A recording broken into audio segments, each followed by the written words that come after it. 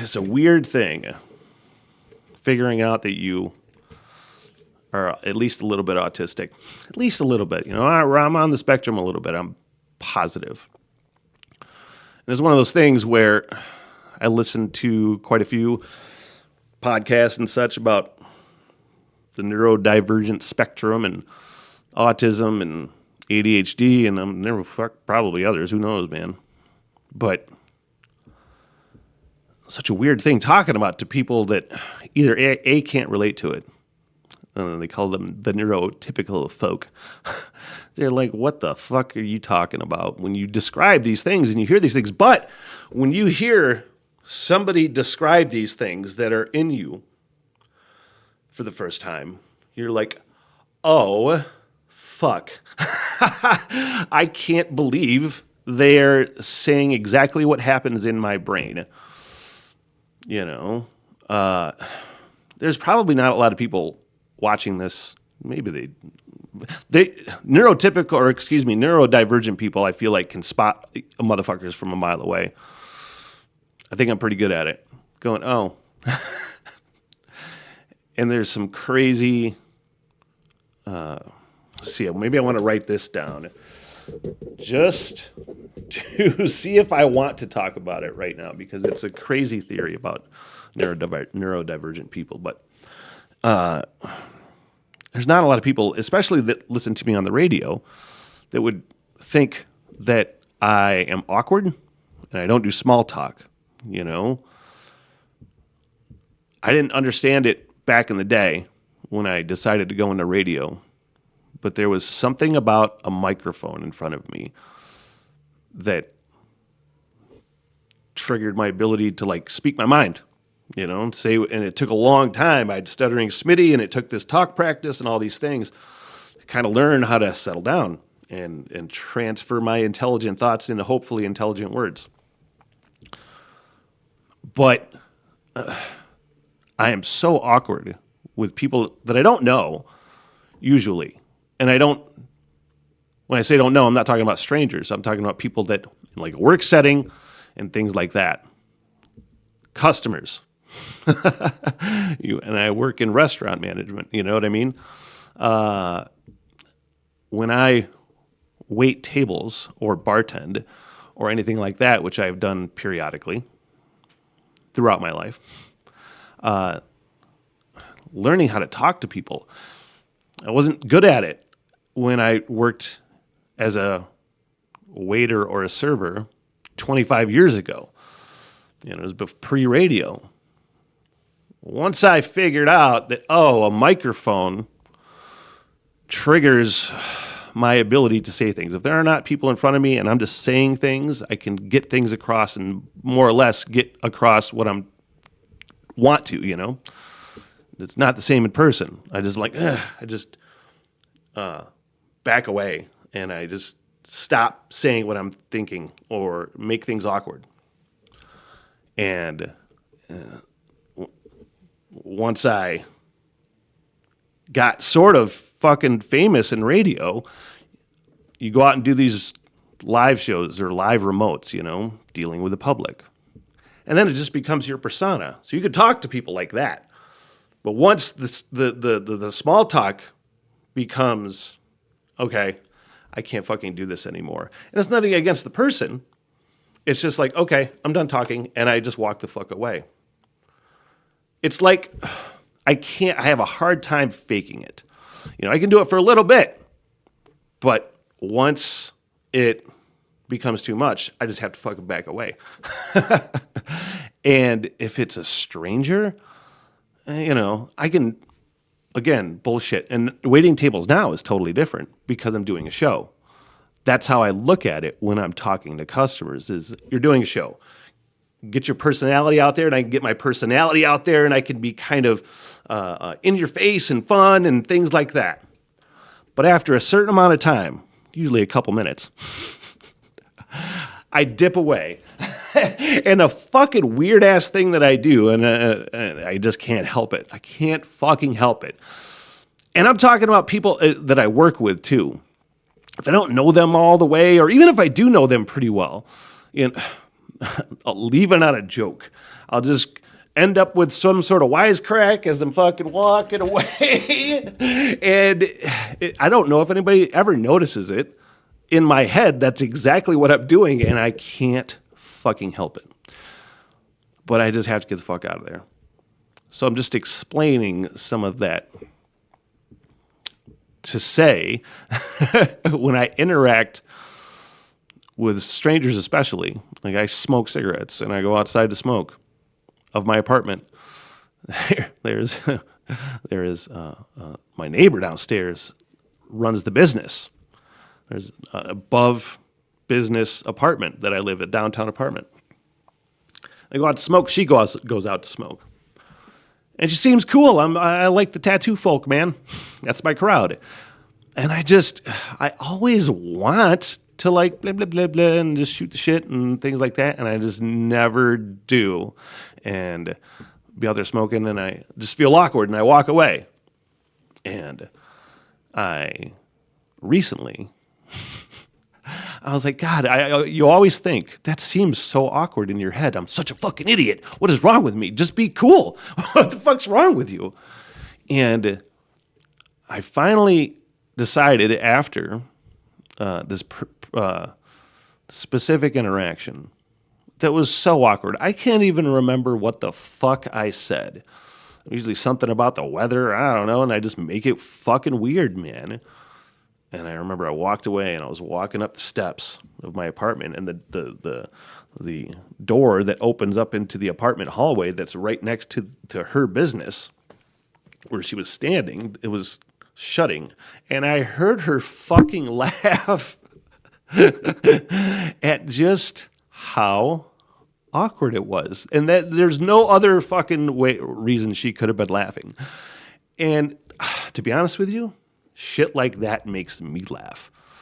That's one of the ways that I've been able to get through my awkwardness is just my own amusement at myself. And I'm just like, what the fuck? Where does that come from? You know? And I fucking started laughing, walking up the steps, and I'm like, you awkward motherfucker. But then, you know, I decided, you know what? Fuck this. What I'm going to do is next time I'm out smoking with her is just bring up a certain topic. Because look, with small talk, I can only take so much. But I can sit here and talk about ideas and things like I am right now on a fucking microphone. There isn't an audience. There isn't somebody here. And I just said, you know what? Next time I see her, I'm just going to be my fucking self. Because I could be myself in my friends' groups, being myself with family, you know. The people that know me love me and think I'm a funny, gregarious person. People that hear me on the radio think I'm a funny, gregarious person. And I said, you know what? I'm just going to be my fucking self and bring up how she is like one of the only businesses left standing in this small-ass town. There's a couple, 3 businesses that have closed. I think one might be reopening as something else. There's a bar across the street that has been waiting to open, I think, for like 6 months. I don't fucking know. It looks done. But there's like 2 businesses on this fucking block that are still standing. And 3 maybe. And I'm just like, you know, just bring up something. Just fucking break some ice and start fucking chatting with this person. And it totally worked. You just have to make a decision, you know? So, okay, how am I going to treat this awkwardness? How am I going to turn the tables here? And I don't know, it takes a certain level of gumption probably for some people. That's what I try to get through to some people that, let me take a sip of my coffee here. Try not to slurp on the microphone. That's what I try to get through to some people that, you know, are also neurodivergent and have awkwardness talking to people. You know, and they say to me, they say, I don't know how you can just talk. And the best way I could describe it is this practice right here, practicing. Sometimes you just have to open your mouth when those fucking thoughts are. You know what you You know, when you're thinking, yeah, open your mouth when that's happening. It sounds easier than it probably is for a lot of people, especially nonverbal autistic people. On the spectrum, it's different for other people. But that's what it takes for me, is just get it out there. Hammer them with your fucking personality. And then, then it becomes different. Then it becomes the next time. There might be some fucking awkwardness. And I tend to be pretty open with people. It takes me a little while to become open. But I'm usually pretty open with people. Hey, just fucking this is what I'm dealing with sometimes. And I'm a very big proponent of mental health. And that's really the best way to go about it, I feel like. Is just to be like, oh, okay, I got this going on. And you run into more people in your personal life that you're also like, okay, they might know and they might say they are. But there's some people that I jive with so fucking well personally that I know in my personal life, and then I'll just bring it up and I'll be like, look, we are kind of the same people, the same way of thinking. You might want to check this out. And then they will, and they'll be like, you're fucking right, pal. And I kind of love it. I kind of love knowing that that's the reason. That's the reason why after so much public interaction, I am like crippled. I'm crippled with thought, and I'm crippled with guilt because I'm not doing a podcast. But I've actually found a really good schedule that works with this, to do my things. And the way it cripples you after a lot of public interaction. And I work with the public, but learning what the fuck it is and how to deal with those things, and then to proactively sort of change your mindset and change, the reasons that you were hampered before by, not being able to fucking communicate to people, why seems fucking crazy to people that are not neurodivergent. That, things like, let me give you a fucking example, man. I have a post office box. I barely check the fucking mail. First of all, I'm just like, oh, there's nothing that I get in the mail. It's all just trash anyway. So I'm just like, yeah, fuck that. But I'm like, at some point, I know I got to go to the post office box. There might be something in there I need. And I'm just like, well, when do I go? I have to put it on a schedule, And then if something pops up to disrupt that, then I'm like, oh, I can't go then. I seriously have to map out a time to go grocery shopping, to do all those things and set on a schedule. And if I'm dealing with the public and small talk over and over and over again, that just cripples, they call it executive function or executive dysfunction in this case, where it's just like you just can't do the basic things. Being dropsy, being clumsy is a real thing. And I tried to describe it to my brother Levi once, and I said, I just had the dropsies. And he's like, well, what are you dropping? I'm like, fucking everything, man. And I actually heard this described to me by Blind Boy Boat Club podcast. He's one of the most brilliant podcasters I've ever heard in my fucking life on the neurodivergent scale, and he's the one that really drove it fucking home. And he always has great fucking stories and analogies for it. So check him out if you never have. But lost my fucking train of thought again. God damn it, Blind Boy. But he was talking about clumsiness and just how when you are burnout, autistic burnout, it's described as, the dropsies set in. And it starts in the fucking morning. I've pulled my coffee container out from my overhead sink cabinet and just popped it off once, and coffee went all over me, and it's the first thing that happens. Where it's not the shakes, it's not anything like that, it's just, I can't open things and fucking do things, and then it just spirals. and the rage spirals, you know? I've become really good at when those things start to happen. I can usually settle myself. Sit there. Take a breather. Shut your eyes in the moment and relax. And I've gotten pretty good at that. But up until then, and it still takes over because sometimes I just fucking want to rage. I don't throw things anymore. I don't fucking grab something. Never a human. Anything like that. It's always just an inanimate object. I used to punch things when I was a kid. When you don't know how to get this fucking anger out and this rage from, can you think, why the fuck can't I hold on to anything? Why do I drop things? I've actually developed fucking superhuman skills because of probably as a way to counteract my clumsiness, where I'm just like, I was great at fucking shortstop as a kid. Glove everywhere. Dude, I am like, I could be a goalie. I've had people say that to me. I used to slow pitch and anything hit back at me, I'm like, boom, fucking got like a goddamn goalie. People say, why don't you play fucking goalie? I got reflexes like a motherfucker.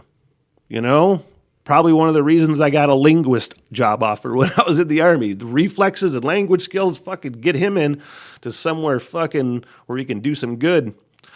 But I'm pretty sure it is a way to balance out or hopefully counteract the clumsiness. Because it's just bad. It's just horrible. And the way it spirals your day. Like I had a day fucking last week and it was one of those fucking mornings. And then people just know it's one of those days. If you get it, you get it.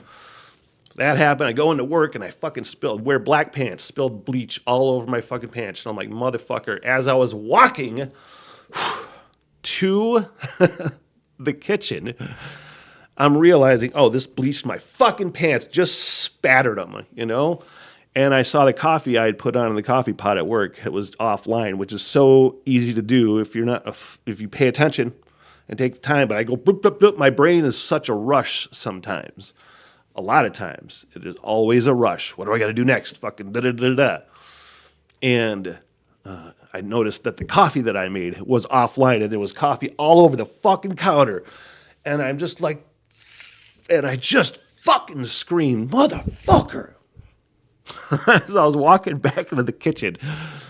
And at that moment, because when my rage is going, it's going. In this particular moment, I was still very good at restraining myself despite the fucking loud, vulgar outburst. Because when the next fucking thing happened, it doesn't have anything to do with me. It's somebody showing empathy. When a coworker goes, what fucking happened? And I, for some reason, in that moment, when things are going wrong, and I'm fucking pissed off, and I just want to fucking yell, and somebody says what's wrong, I don't know why that's a trigger. But it did in that fucking particular moment, And I just fucking had to be like, I actively restrained myself in probably the most comical way possible to this dude. And he's just like, what's wrong? And I'm just like, I fucking hate this. And I just walked away. And I was like, I bleached my fucking pants, spilled coffee everywhere, just fucking put a fucking bullet in me. And then I think it was a 12-hour day, and it just really escalated from there. I'm just walking around with fucking bleached pants in a bad fucking mood, and things go wrong at work, and, And then you go to do content, and then you're like, I don't have any energy for this. But luckily, my new fucking schedule has really worked out. Those moments don't happen very often. I'm usually very good at dealing with them. But that was just that particular day, So anyway, that's how I try to work with my autistic brain, you guys. If that helped you in some way, shape, or form, you're welcome. I'm all about mental health on this podcast, all about talking about it. Because, as I said, it's entertaining for me. I amuse myself, Hopefully somebody along the way decides to be amused as well and is amused as well.